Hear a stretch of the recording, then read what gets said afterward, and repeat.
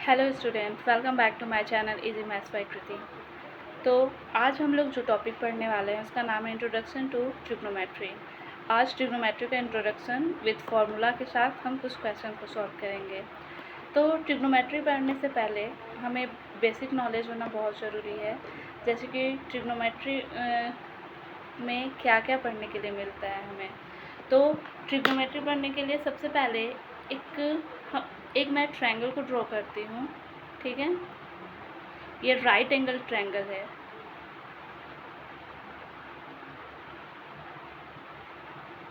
ये एक right angle triangle है, ठीक है। इसका कुछ मान लेते हैं A B C, ये राइट एंगल ट्रायंगल हो गया, ठीक है। राइट एंगल ट्रायंगल में क्या क्या आता है? राइट एंगल ट्रायंगल में एक आता है हाइपोटेनस, बेस, परपेंडिकुलर, ठीक है।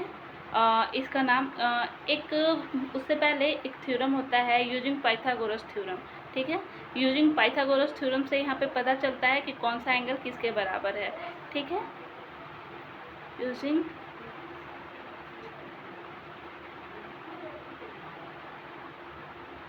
Theorem right angle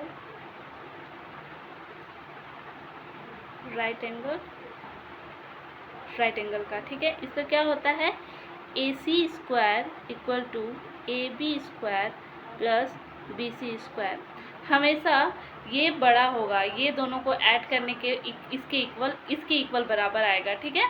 AC square plus AB square plus BC square, ठीक है। ये मेरा पाइथागोरस यहाँ पे थ्योरम से ये प्रूव होता है कि ये 90 डिग्री का है और ये हमेशा जो AC होगा AB और BC से हमेशा बड़ा होगा। इसमें ट्रिग्नोमेट्री के फॉर्मूला में सबसे फर्स्ट फार्मूला का यूज यहाँ से ये होगा, ठीक है। उसके बाद इसमें क्या क्या आता है? इसमें हमें पढ़ने के लिए मिलता है परपेंडिकुलर, बेस और हाइपोटेनस। हाइपोटेनस यहाँ पे देखिए जो सबसे बड़ा वाला है इसको हम लोग हाइपोटेनस बोलते हैं, जिसको हम H से डिनोट करते हैं, और हाइपोटेनस इसको बोला जाता है हाइपोटेन्यूस।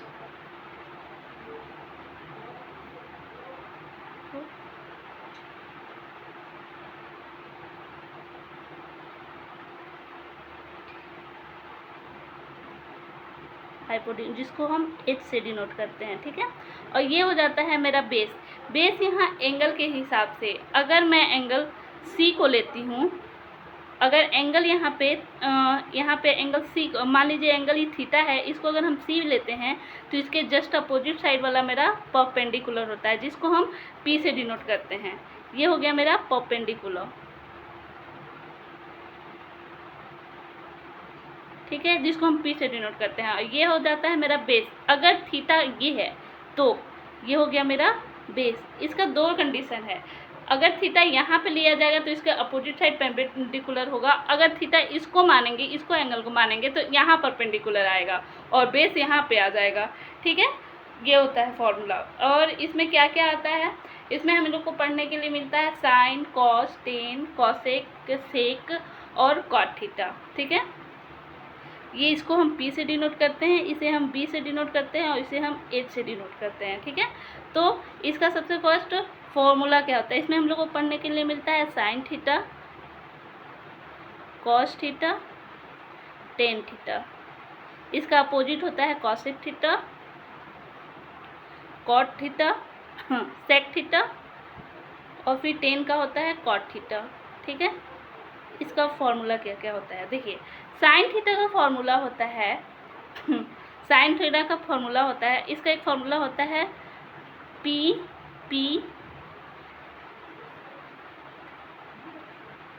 H B, ये होता है। देखिए, ये फर्स्ट है साइन का, ये कॉस का, ये टेन का। तो साइन थीटा का फॉर्मूला होता है P/A, जिसको हम बोलते हैं perpendicular by hypotenuse.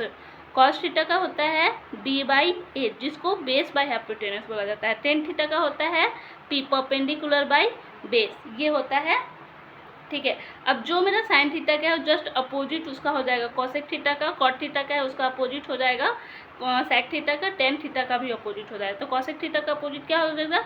Hypotenuse by perpendicular. Sec theta का हो जाएगा बेस बाई सॉरी यहाँ पे हाइपोटेनस बाई बेस, और कॉट थीटा के क्या हो जाएगा, बेस बाई परपेंडिकुलर। ये मेरा फॉर्मूला है, ठीक है।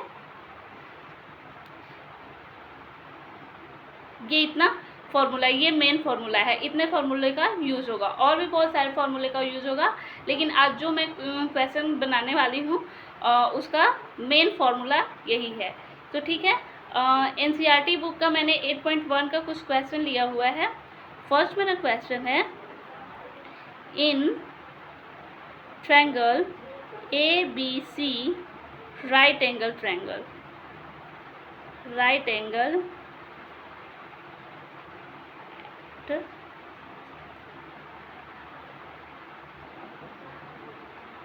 कहाँ पे है राइट एंगल ट्रायंगल, बी पे बना रहा है, जहाँ पे A B equal to 24 centimetre दिया हुआ है, B C equal to 7 centimetre, determine. ठीक है, यहाँ से मेरा फर्स्ट क्वेश्चन बोल रहा है निकालने के लिए साइन ए और कॉस ए, सेकेंड बोला है निकालने के लिए साइन सी और कॉस सी। यहाँ पे जो ए और सी बोला है ना, इसको थीटा मानना है जहाँ पे हम लेंगे, ठीक है। तो अब में हम क्या, सबसे फर्स्ट में मुझे राइट एंगल ट्रायंगल बनाना है, राइट एंगल ट्रायंगल, ठीक है। ये मेरा राइट एंगल ट्रायंगल है जिसका एक कोण क्या होता है, 90 डिग्री का होता है। और कौन सा एंगल 90 डिग्री का है, एंगल बी मेरा 90 डिग्री का है, यहाँ पे बोला है। और ए बी सी इसका हम नाम दे दिए, ठीक है। उसके बाद यहाँ पे क्या बोल रहा है, ए बी मेरा कितना सेंटीमीटर दिया है, 24 सेंटीमीटर, और बी सी मेरा कितना है, 7 सेंटीमीटर। तो यहाँ पे मेरा क्या दिया हुआ है, हमारा यहाँ पे मेरा एक हाइपोटेनस सॉरी पाइथागोरस थ्योरम का अगर हम यूज करेंगे तो यहाँ से हमारा परपेंडिकुलर निकल जाएगा। यहाँ पे ए बी दिया हुआ है, बी सी दिया हुआ है, यहाँ से मेरा ए सी निकल जाएगा। तो यूजिंग पाइथागोरस थ्योरम,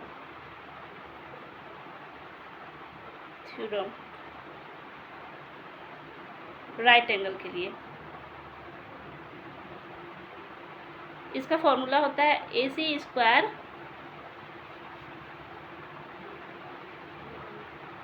ए B square plus B C square, ठीक है। तो यहाँ पे मेरा ए सी स्क्वायर निकालने के लिए ए बी मेरा कितना दिया हुआ है, 24 सेंटीमीटर होल स्क्वायर, और बी सी मेरा दिया हुआ है 7 सेंटीमीटर का होल स्क्वायर, ठीक है। A C square equal to 24 को 2 टाइम्स हम मल्टीप्लाई करेंगे तो कितना आएगा, 24 को 2 टाइम्स से मल्टीप्लाई करेंगे, स्क्वायर रूट हमेशा याद होगा तो ईजिली क्वेश्चन सॉल्व हो जाएगा, नहीं तो फिर मल्टीप्लाई करना पड़ेगा।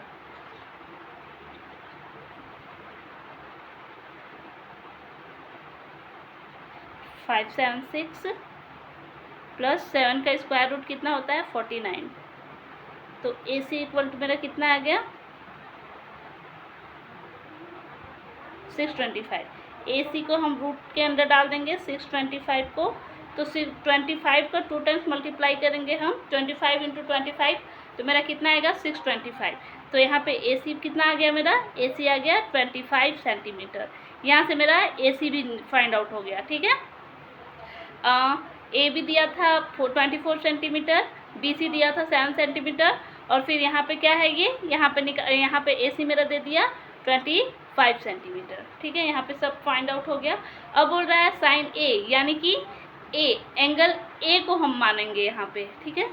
एक सेकेंड, ए एंगल को मानेंगे। और मैंने बताया हुआ था अगर एंगल सी को मैंने माना तो उसके अपोजिट साइड परपेंडिकुलर, तो यहाँ पे क्या है, एंगल ए को मान रहा है, एंगल ए को माना गया है, तो मेरा परपेंडिकुलर ये हो जाएगा, और बेस मेरा यहाँ पे हो जाएगा, और हाइपोटेनस यहाँ पे ये हो जाएगा, ठीक है। जिसको सबसे लंबा होता है उसको हाइपोटेनस बोला जाता है, बेस। हाइपोटेनस हमेशा परपेंडिकुलर प्लस ऐड को करने के बाद हाइपोटेनस निकलेगा, ठीक है। तो यहाँ से हम निकालेंगे साइन ए, यहाँ से साइन ए मेरा निकलेगा। साइन ए का फॉर्मूला क्या होता है, साइन थीटा का वैल्यू P/H। P मेरा कितना दिया हुआ है, P मेरा यहाँ पे कितना है, P मेरा यहाँ पे है 7 सेंटीमीटर, और H मेरा कितना है 25 सेंटीमीटर, ठीक है। यहाँ पे हो गया। उसी तरह से कॉस ए का फॉर्मूला क्या होता है, P base by hypotenuse. Base मेरा कितना दिया हुआ है, बेस मेरा यहाँ पे है 24 सेंटीमीटर और हाइपोटेनस मेरा कितना है 25 सेंटीमीटर। देखिए यहाँ से ईजिली निकल गया। उसी तरह से अब बोला है यहाँ पे, अब यहाँ पे ये तो ए के लिए था, ठीक है। अब नेक्स्ट बोला है साइन सी कॉस सी। अब यहाँ पे थीटा मेरा क्या है, एंगल मेरा सी को यहाँ पे इसको लिया जा रहा है। अब जब एंगल सी को, तो परपेंडिकुलर मेरा ये हो जाएगा, ठीक है, जस्ट उसके साइड वाला परपेंडिकुलर, और बेस मेरा ये हो जाएगा। ये एंगल सी के लिए है, ठीक है। यहाँ से मैंने, हाँ, ब्लू वाला मेरा एंगल ए के लिए था और रेड वाला मेरा एंगल सी के लिए है, तो ठीक है। अब यहाँ से एंगल सी का वैल्यू उसी तरह से सेम हो जाएगा, sine C equal to sine theta का वैल्यू क्या होता है, परपेंडिकुलर बाय हाइपोटेनस। परपेंडिकुलर मेरा क्या हो गया साइन सी के लिए, साइन सी के लिए परपेंडिकुलर हो गया है मेरा 24 सेंटीमीटर और हाइपोटेनस मेरा क्या हो गया 25 सेंटीमीटर। ये कभी चेंज नहीं होगा, हाइपोटेनस जो है वही रहेगा। और फिर क्या है, कॉस सी इक्वल टू क्या होगा, कॉस सी का इसका भी वैल्यू होगा बेस बाय हाइपोटेनस। बेस मेरा यहाँ पे क्या है रेड वाला 7 सेंटीमीटर बाय हाइपोटेनस मेरा क्या है 25 सेंटीमीटर। देखिए ये क्वेश्चन समझ में आया, एक बार फिर से मैं बता रही हूँ। और देखिए यहाँ पे मेरा ए बी दिया हुआ था, मतलब अगर राइट एंगल ट्रायंगल निकालना है तो तीनों साइड का हमें पता होना चाहिए वैल्यू की कितना है, तब जाके हम लोग क्वेश्चन को सॉल्व कर पाएंगे। तो मेरा 2 एंगल दिया हुआ था, एक एंगल मुझे निकालना था। तो पाइथागोरस थ्योरम का राइट एंगल ट्रायंगल का फॉर्मूला होता है, उसको मैंने फार्मूला को यूज़ किया। फॉर्मूला का यूज़ करने के बाद यहाँ पे मेरा हाइपोटेनस निकल गया। हाइपोटेनस निकलने के बाद यहाँ पे क्वेश्चन में 2 ठो दिया था, एक बार थीटा का वैल्यू ए लेना था, एक बार थीटा का वैल्यू सी लेना था।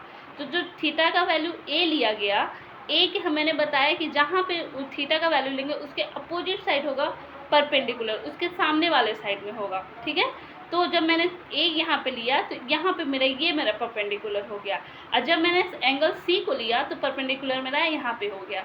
और परपेंडिकुलर ये, बेस ये, से एंगल सी के लिए परपेंडिकुलर ये और बेस ये, और एंगल ए के लिए परपेंडिकुलर ये और बेस ये, ठीक है।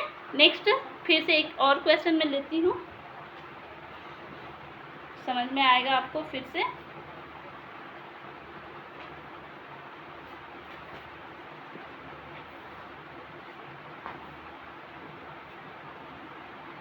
सेकेंड क्वेश्चन है मेरा, सेकेंड क्वेश्चन में फिगर दिया हुआ है, ठीक है। फिगर को पहले बना लेते हैं हम, राइट एंगल ट्रायंगल का फिगर बना लेते हैं हम, ठीक है, जिसमें एंगल क्यू क्या है 90 डिग्री है, ठीक है, और ये पी है और ये आर है। पी आर का वैल्यू 12 सेंटीमीटर दिया हुआ है और पी आर का वैल्यू 13 सेंटीमीटर दिया हुआ है, ठीक है। और फाइंड आउट करने के लिए बोल रहा है 10 पी माइनस कॉट आर, ठीक है। तो सबसे पहले हम लोग तो 10 का उधर तो पता है कि परपेंडिकुलर बाय बेस, ये सब फॉर्मूला मुझे पता होना चाहिए। तो उसके लिए हम क्या करेंगे, यहाँ पे देखिए, यहाँ पे मेरा 2 वैल्यू दिया हुआ है, एक देखिए हाइपोटेनस दिया हुआ है, परपेंडिकुलर, यहाँ पे बेस मेरा नहीं है। तो राइट एंगल पाइथागोरस थ्योरम का हम यूज करेंगे। सॉल्यूशन यहाँ से करते हैं यूजिंग पाइथागोरस थ्योरम। तीनों एंगल हम लोग निकालेंगे, तीनों साइड का वैल्यू हम लोग निकालेंगे इन राइट एंगल ट्रायंगल। इसका वैल्यू क्या होता है, यहाँ पे P R whole square equal to P Q का whole square plus Q R का होल स्क्वायर, ये होता है, ठीक है। ये फॉर्मूला होता है, ये मेरा मेन फॉर्मूला है। अब मेरा क्या दिया हुआ है, पी आर का वैल्यू कितना दिया हुआ है 13 सेंटीमीटर स्क्वायर, पी क्यू का वैल्यू दिया है 12 square equal to Q R. अब क्यू आर निकालने के लिए क्या करेंगे, क्यू आर का होल स्क्वायर इधर ही रहने देते हैं इसको, और 13 का होल स्क्वायर माइनस 12 का होल स्क्वायर, यहाँ सेंटीमीटर है, सेंटीमीटर को हम लास्ट में यूज कर लेंगे, ठीक है। क्यू आर का होल स्क्वायर यहाँ कितना है, 13 का होल स्क्वायर होता है 169 और 12 का होता है 144।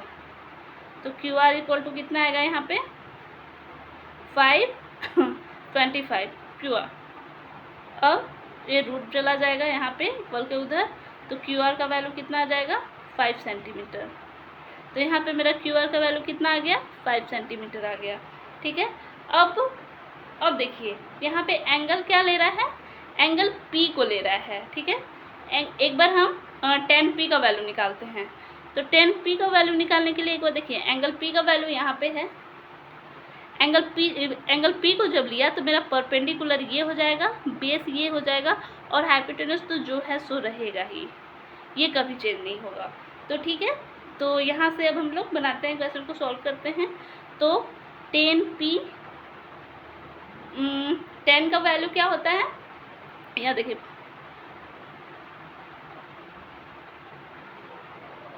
ये होता है फॉर्मूला, देखिए ये साइन क्या यूज होता है, ये कॉस और ये टेन का। तो टेन का वैल्यू मेरा ये हो गया P/B, ठीक है, परपेंडिकुलर बाय बेस, ठीक है।